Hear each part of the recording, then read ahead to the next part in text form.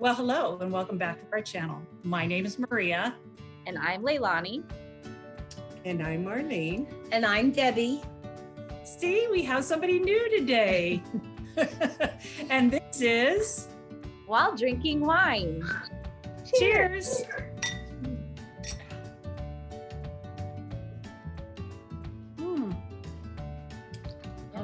Ooh, that's pretty good. Very good, you know? Very good. So what we are drinking today is the Menage a Trois. It's hard to see it. This is a Pinot Grigio. It's a 2019 Napa Valley and Lodi. So that's what we're drinking. So Leilani, what are you drinking today? I'm drinking one of the small bottles again, trying to watch my calories. It's the Barefoot Pinot Grigio, which we've already, drank this before. So I'm just finishing up my last bottle. So Awesome. So let everybody know what we're doing today. when I was growing up, one of my favorite things to do was going to my grandma's house, and she always would read us a bedtime story. And one of my favorite bedtime stories that she used to read was Sylvester and the Magic Pebble. And so I really, really thought it would be a great idea to have story time with Granny Buns. So she's gonna read us a story today on this week's episode. So we'll get into that right now.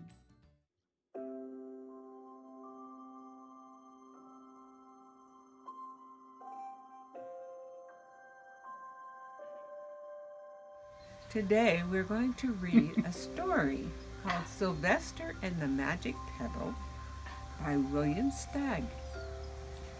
Yes, I will. All right, here we begin. Sylvester Duncan lived with his mother and father at Acorn Road in Oakdale. One of his hobbies was collecting pebbles of unusual shapes and colors. On a rainy Saturday during vacation, he found a quite extraordinary one. It was flaming red, shiny, and perfectly round like a marble. As he was studying this remarkable pebble, he began to shiver, probably from excitement, and the rain felt cold on his back. "I wish it would stop raining," he said. To the great surprise, the rain stopped. It didn't stop gradually, as rains usually do. It ceased.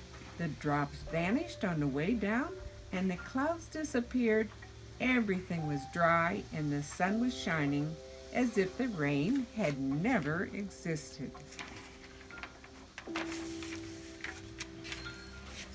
In all of his young life, Sylvester had never had a wish gratified so quickly.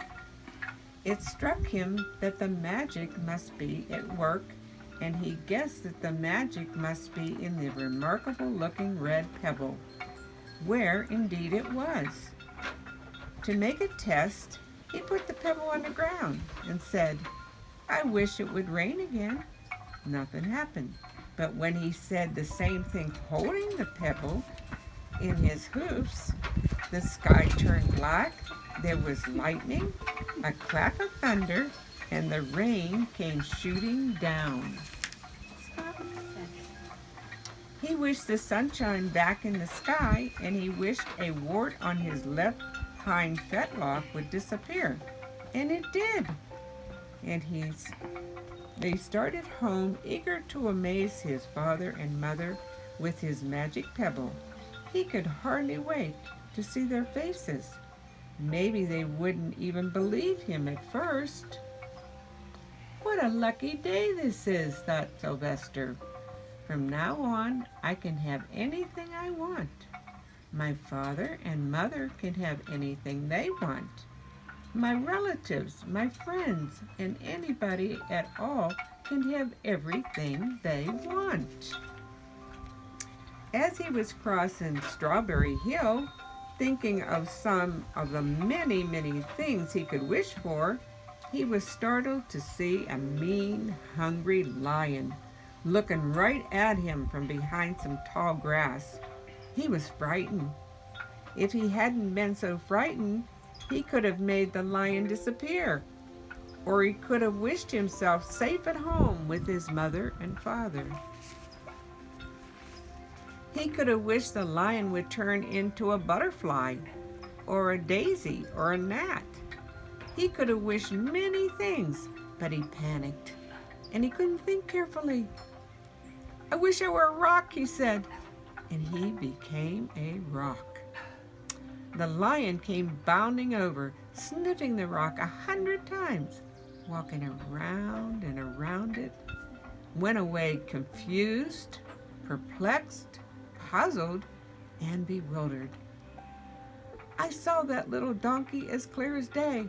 Maybe I'm going crazy," he muttered.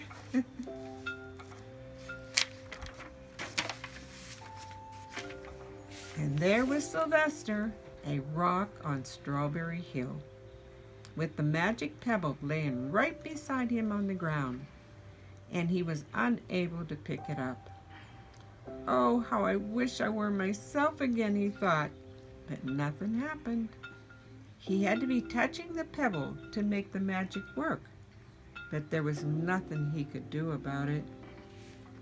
His thoughts began to race like mad. He was scared and worried. Being helpless, he was hopeless. He imagined all the possibilities, and eventually he realized that his only chance of becoming himself again was for someone to find the red pebble and to wish that the rock next to it would be a donkey. Someone would surely find the red pebble. It was so bright and shiny. But what on earth would make them wish that a rock was a donkey? The chance was 1 in a billion at best. Sylvester fell asleep. What else could he do? Night became with many stars. Meanwhile, back at home, Mr. and Mrs. Duncan was pacing the floor, frantic with worry. Sylvester had never come home later than dinner time. Where could he be? They stayed up all night wondering what had happened, expecting that Sylvester would surely turn up by morning. But he didn't. Of course, Mrs. Duncan, she cried a lot. Mr. Duncan did his best to soothe her. Both longed to have their dear son with them. "I will never scold Sylvester again as long as I live," said Mrs. Duncan, "no matter what he does." At dawn, they went about inquiring to all the neighbors. They talked to all the children, the puppies, the kittens, the colts, the piglets. No one had seen Sylvester since a day before yesterday. They went to the police, and the police could not find their child. All the dogs in Oakdale went searching for him. They sniffed behind every rock and tree and blade of grass, into every nook and gully of the neighborhood and beyond, but found not a scent of him. They sniffed the rock on Strawberry Hill, but it smelled like a rock. It didn't smell like Sylvester. After a month of searching the same places over and over again, inquiring of the same animals over and over again, Mr. and Mrs. Duncan no longer knew what to do. They concluded that something dreadful had happened and they would probably never see their son again, though all the time he was less than a mile away. They tried their best to be happy, to go about their usual ways, but their usual ways included Sylvester, and they were always reminded of him. They were miserable. Life had no meaning at all anymore. Night followed day, and day followed night, over and over again. Sylvester on the hill woke up less and less often. When he was awake, he was only hopeless and unhappy. He felt he would be a rock forever, and he tried to get used to it. He went into an endless sleep. The days grew colder. Fall came with the leaves changing color. Then the leaves fell, and the grass, it bent to the ground. Then it was winter. The winds blew this way and that. It snowed. Mostly the animals stayed indoors, living on the food they had stored up. One day a wolf sat on the rock that was Sylvester and howled because he was hungry. Then the snows melted. The earth warmed up in the spring sun and things began to bud. Leaves were on the trees again, and flowers showed their young faces. One day in May, Mr. Duncan insists that his wife go with him on a picnic. "Let's cheer up," he said. "Let's try to live again and be happy even though Sylvester, our angel, is no longer with us." They went to Strawberry Hill.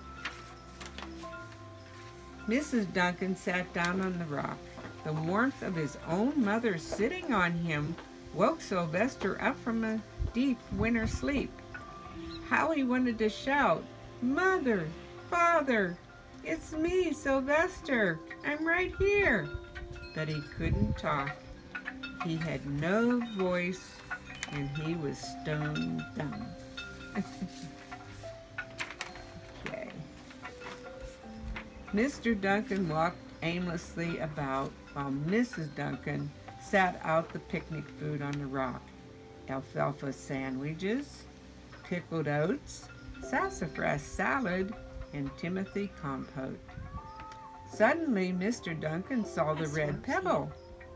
"What a fantastic pebble!" he exclaimed. "Sylvester would have loved it for his collection." He put the pebble on the rock. They sat down to eat. Sylvester was now as wide awake as a donkey that was a rock could possibly be. Mrs. Duncan felt some mysterious excitement. "You know, Father," she said suddenly, "I have the strangest feeling that our dear Sylvester is still alive and not far away." I am, Sylvester wanted to shout, but he couldn't.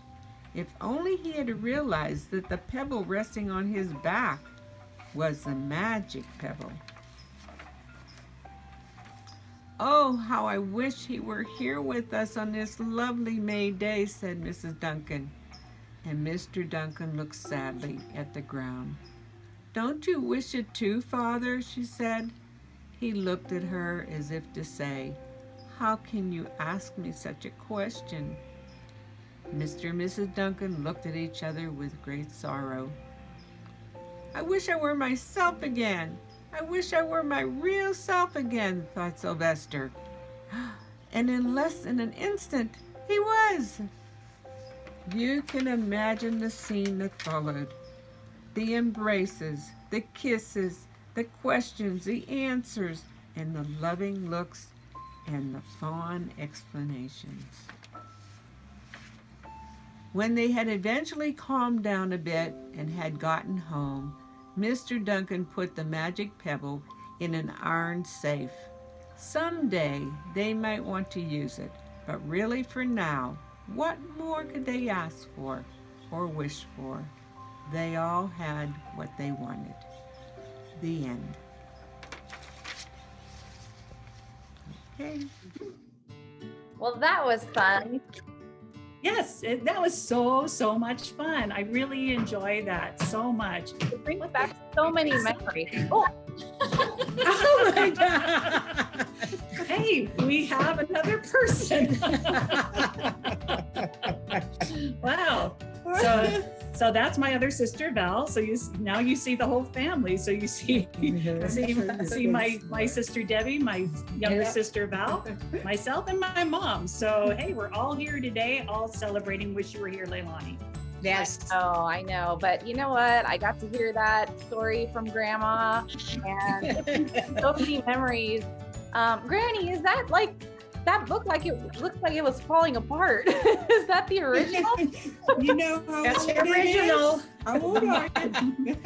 That thing is so old, right? Yeah. It's gotta be like over 40 years old, right? That book?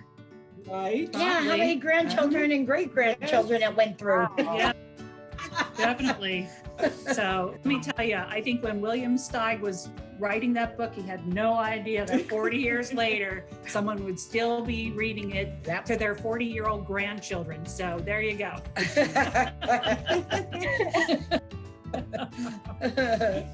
Awesome. So yeah, I mean, I really enjoyed that, Granny. Thank you so much for reading that for us. It was a little windy there when you're outside. Your hair was blowing in the breeze. It was very dramatic. Yeah. Well, it was a blustery day. Hey, So yeah. there you go, right? We had sound effects. Yeah. So yeah, so I would really love to continue doing these, like, you know, every once in a while, have Granny read one of our stories that she used to read to us when we were younger. I love it so much. So thank you.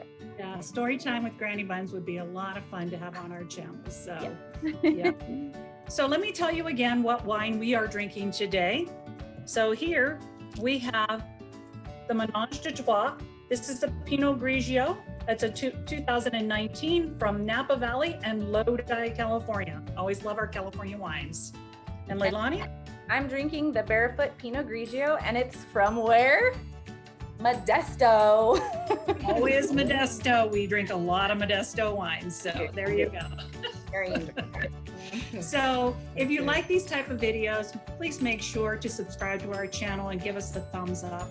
We really do appreciate that. Comment down below and let us know if you did like this, because we really appreciate all your comments. Also, check us out on Instagram at while_drinking_wine. We continue to get more and more subscribers there. So we appreciate every single one of you that has subscribed to both of our channels so much. And with that, Until next time, until next time, cheers. Cheers.